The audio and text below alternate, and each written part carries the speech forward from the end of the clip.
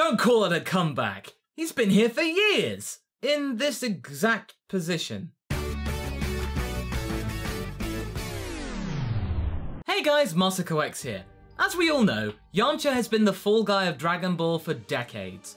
He and Krillin have been jostling it out for the title of world's flightiest hero, and the scar-faced bandit has always come out on top. But I'm not sure that you'd really want to come out on the top of that list. That might be about to change though. Thanks to a combination of nostalgia, marketing strategies, and creative brainstorming, Yamcha has had a bit of a resurgence recently. Despite him being the unluckiest character in Dragon Ball, Yamcha is actually somewhat popular in the Dragon Ball community. It's not every day that a character gets a statue dedicated to one of his, greatest achievements, ?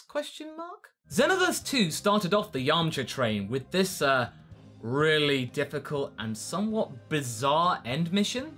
But it was Dragon Ball Super Episode 70 which really showed Yamcha showing genuine aptitude, skill, and respect.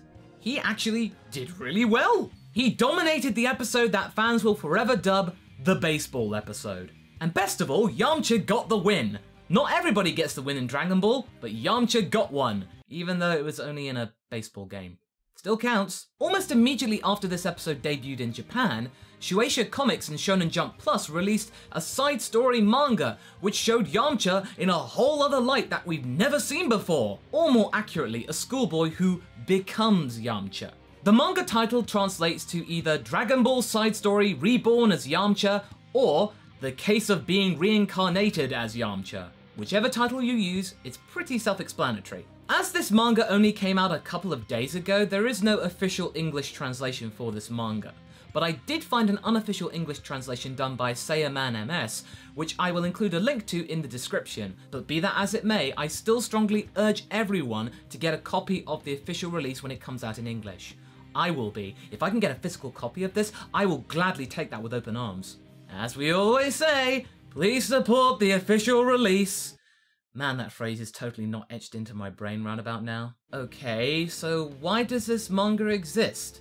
Good question. My buddy Geekdom 101 made a video a couple of months ago detailing Shueisha's plan to increase the output of more Dragon Ball content, albeit in manga form. Shueisha Comics outlined a plan to make a dedicated Dragon Ball room.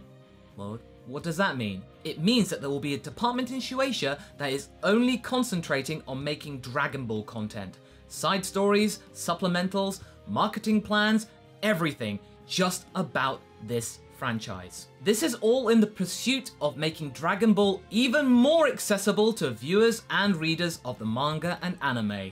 As if it didn't need that already. Back in October, this new story didn't really attract much attention as it wasn't dedicated to the future Trunks arc, whose hype was in full swing, and so it fell under most of our radars. Except Geekdom's, of course. 2 months later, the Dragon Ball room of Shueisha has come up with this side story, and people are suddenly going, "Oh my god, what is this? Where did this come from? I have no idea about this!" This is all part of Shueisha's plan, my friends. They are going hard with this one. So far, their plan is working.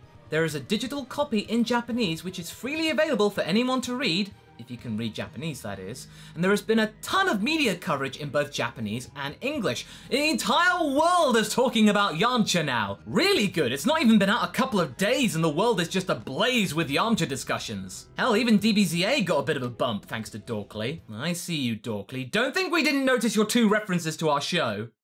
They were very nice, thank you. Right, so what is this manga about then?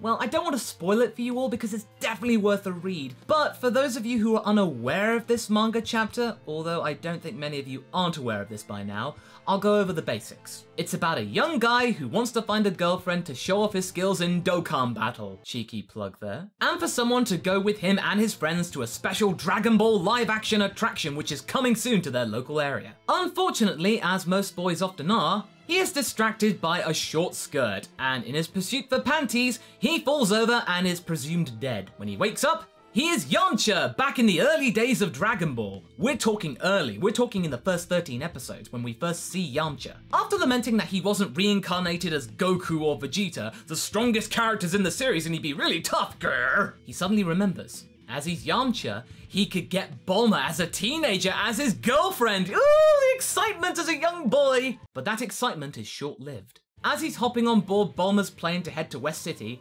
he remembers that, as he's Yamcha, he's going to die in the future. But instead of giving up though, he calls upon his immense knowledge of Dragon Ball, and so begins his quest to give his bandit body a bountiful boost in power, so he's ready for any fights that lay ahead. What follows is the start of his journey in making Yamcha the strongest hero on Earth, even stronger than Goku perhaps. We get a couple of glimpses of future battles like in the Saiyan Saga and the beginning of the Namek Saga, but don't worry, there is more to come. There is a second chapter slated for release in 2017, so don't worry about this being a one-off. This is going to be a regular release, and that just makes me excited. The manga's artist, Dragon Garo Lee, has remarkably adapted Toriyama's art style. It looks uncanny to the real thing. That's remarkable. There are so many good artists out there that can replicate Toriyama's style.